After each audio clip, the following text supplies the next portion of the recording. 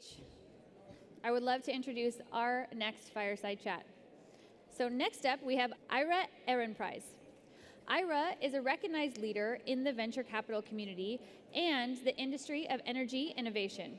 He has previously served as the chairman of the National Venture Capital Association and currently resides as the president of the Western Association of Venture Capitalists and chairman of VC Network. Ira serves on the board of Tesla Motors as well as numerous other companies. Ira received a JD MBA from Stanford Law and Stanford Graduate Business School and is currently an advisory board member of the Stanford Global Climate and Energy Project. Joining him on stage is Bill Reichert, who is a senior partner at Pegasus Tech Ventures and chief evangelist of the Startup World Cup. Bill previously worked at McKinsey and the World Bank before co-founding Garage Technology Ventures with Guy Kawasaki. A legend in Silicon Valley, Bill has completed over 200 transactions with 5 successful exits, including 2 IPOs. He is also a Harvard graduate with a Stanford MBA.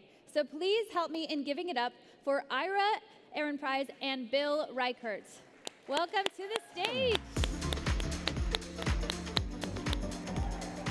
Woo! Amazing. Thank you so much, guys. Okay. Thank you, Rachel. Thank you, everyone. Welcome, welcome. Appreciate you all being here. Thank you much. So I have the great honor and pleasure and privilege of being on stage with my good friend, Ira Ehrenpreis. Ira and I, wild applause. So Ira and I go way back. We won't say how far back we go, but we go way back. Right. So Ira is a legend in the venture capital industry and co-founded a venture firm called DBL Ventures, which is focused on impact investing. And so DBL wasn't necessarily the first impact investors, but you guys proved that it works. You guys proved that it works. So let's talk about how you did that and why you did that. I mean, talk about sort of the decision to move into impact investing and what your philosophy is for impact investing. Okay. Well, first of all, thanks, Bill. It is great to be here with you. Huge congrats to you and the whole team for putting on this just extraordinary event. Big round of applause for you guys. So DBL does stand for double bottom line, and when we started the firm, it was back at the time when people thought doing well, doing good meant concessionary, it meant trade-off, it meant compromise. If you wanted to optimize for what we call first bottom line financial return, it meant you had to give up something on the second bottom line, either in our parlance, environmental or social return. And there was always this view that it was zero sum. And we had a very different mindset that entrepreneurship is tough, startups are tough, and if we could back purpose-driven entrepreneurs, we actually felt that was both what we cared about and where we would actually find great opportunities. And so it was viewed as concessionary at the time. As you said, people thought it meant not optimizing for financial return, and it's been a journey of really finding entrepreneurs who themselves are mission-driven. And we always say, mercenaries often take off-ramps, whereas missionaries stay the course. And that becomes a really important competitive advantage when you're trying to build companies. And we're able to punch above our weight on attracting and retaining talent. It becomes very important that people don't want to divorce how they make money with how they're creating their professional lives. And so we're often able to recruit talent at these companies that we might not otherwise be in a position to do. And then when the going gets tough, which happens on any long-term journey, the mission ends up becoming the glue for folks staying there. And that becomes super important in optimizing for long-term success. So it's been a pretty good last 10 plus years in venture generally. Yeah. And so now here we are, and I'm not sure if you all got the memo. Probably you did, that it's getting a little tough in the venture industry right now. So how has how has impact investing fared relative to the overall market, given that now it feels as though, we went through a little bit of a bubble there? It's actually been the last 10 years that have been anomalous. The idea that cost of capital was as cheap as it's been, massive influx of capital into the asset class. This is actually, I think, a very important time to be an entrepreneur or an investor in the space. No question, this is in some ways a Darwinian moment. On the other hand, that's what the venture asset class has always been. And the ability to stay the course through these times, if you look at history, some of the very best companies are built during periods of challenge. That's been true. If you look at when the dot-com bust happened, we were there together, and companies like Google and Instagram and Uber, so many companies built out of those challenging periods. Tesla was built, barely got through that 2008 downturn. Right. You can go way back to Cisco. Cisco actually was formed during very challenging times. And so, we're big believers that these are the times that actually are for the great companies that can get through, easier to recruit, easier to end up. If you end up on the other side of Darwin, great companies can be built. On our side, you asked about impact. We do so much around sustainability. That's really one of our key areas of focus. And when we talk about this being a downturn, we look at it in a very, very different way. We started investing in sustainability before it was called any of the monikers that have unfolded. Right. And if you look at the drivers around what's happened in our sector, this is like a renaissance time. I mean, we have policy that historically has been headwinds, have become tailwinds for investing in what we do. We have corporates that historically were greenwashing now, and there's many here, that are totally focusing on greening of their top and bottom line, and it becoming inherently a core part of a strategic focus. We've got a set of innovations that have driven down cost.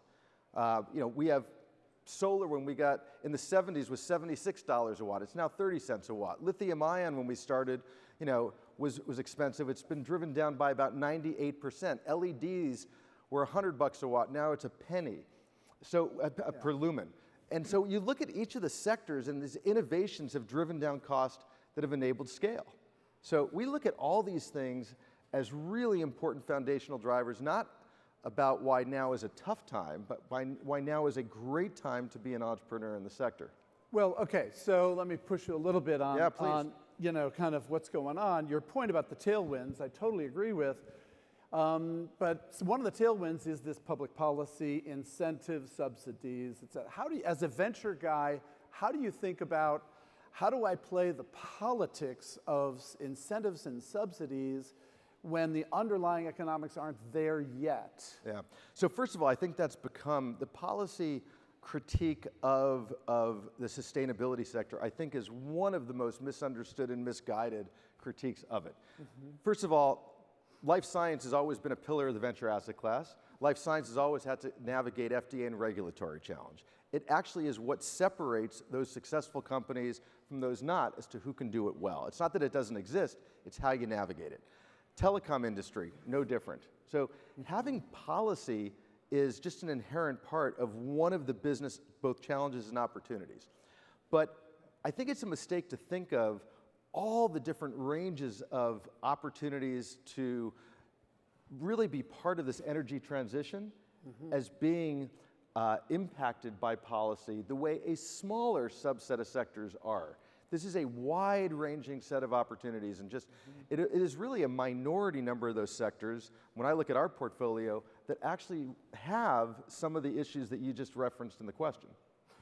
So you also have played a role in the broader venture capital industry. You're not just an impact investor, but it feels like a lot of the LPs are sort of backing away. A lot of the VCs are kind of backing away. Why are they backing away when we always hear that it's a great time to invest when it's a tough time? I think part of the problem with how we talk about things sometimes is we have too myopic a perspective. And so it's true, the venture asset class is down about 50% in terms of assets deployed from last year. That's true. Yeah. What's also true is that from the beginning of time when we started measuring venture to about 1980, there was only $1 billion in the asset class. Oh my. And if you compare this year alone, it becomes one of the largest times where we both have investments in the asset class and the tail of funds that still have massive capital left to deploy. So this is hardly a time where there's a paltry amount of both LP interest in the sector and deployment from GPs in the sector. So you think the tourists have left? Is that do you like that phrase or not? Well, there have been a lot of tourists. I also think that we use a phrase, it takes a long time for the pig to make its way out of the snake. So it will be a while for, I think, some of the Darwinian aspects of this to unfold. It doesn't happen overnight. It definitely doesn't happen in a year because these are funds typically that have long tails. So let's get back to impact. So kind of when we started a long time ago, it was pretty much energy, solar and wind and a little bit of fuel cell and some other things. And then it evolved to transportation, mobility, the EVs, Tesla. And then it evolved and it keeps evolving, into ag and food. And so impact keeps expanding. And you keep chasing, sort of these new. Tell us how you think about the evolution of impact as a venture capital fundable category. So if you go back, when we started investing in those initial areas of solar, in batteries, in EVs, these were areas that were complete white spaces in terms of innovation dollars. They were some of the largest potential opportunities in the world, and yet the areas in which venture capitalists invested largely ignored these.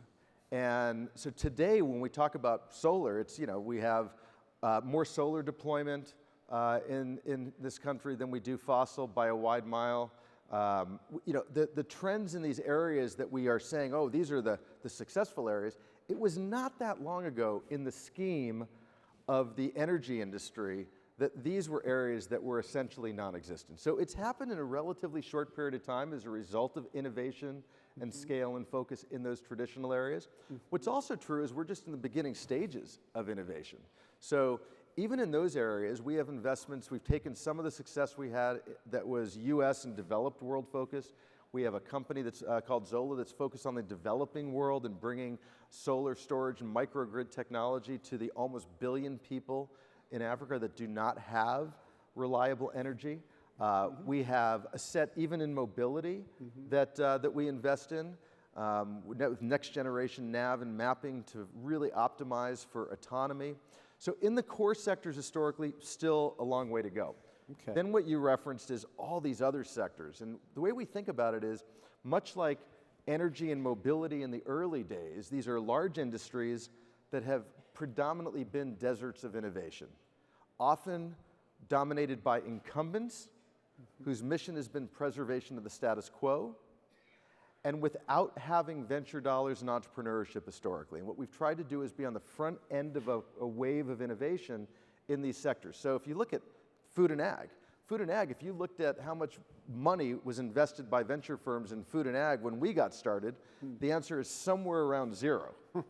And so we started investing in this sector early. We have about 30% of all greenhouse gas emissions comes from the ag sector, about 40% of all land and water use, about 30% of global employment comes from the industry, and yet we haven't seen entrepreneurship. And so that becomes an important sector that we think is just at the beginning stages of bringing some of the entrepreneurial and technology mindset to it. So which is the chicken and which is the egg? Speaking of food, no. Which in terms of, is it the lack of entrepreneur innovation, or is it the lack of venture capital, or is it a structural industry issue? Oh, this is easy. Venture capitalists do not drive this. The entrepreneurs drive this. And what's really changed is in the early days, particularly for impact in many of the sectors we invest, there were well-intentioned do-gooders trying to come in and become entrepreneurs. And now we have extraordinarily experienced entrepreneurs and executives who themselves see these opportunities. And so we have the ability to invest in sectors like this with the kind of entrepreneurs that we would have invested in the more traditional sectors. Entrepreneurs drive the success. we are just fortunate to partner with entrepreneurs. And any VC who has it backwards and does not understand that really doesn't understand what we do every day. But the entrepreneurs it's the magnet into these sectors that we haven't had before.